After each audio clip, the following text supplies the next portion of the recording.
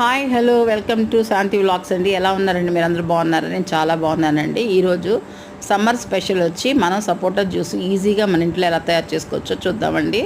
దానికి గానే కావాల్సిన ఇంగ్రీడియంట్స్ వచ్చి సపోటాలు నేను 7 తీసుకున్నానండి. అలాగే కాచి చల్లార్చిన పాలు 1 కప్ తీసుకున్నాను. తగినంత షుగర్ తీసుకున్నానండి. ముందుగా సపోటాను వలిసి లోపల ఉన్న గింజలను తీసేసి పల్ప్ మొత్తం ఈ విధంగా చేసుకోవాలండి.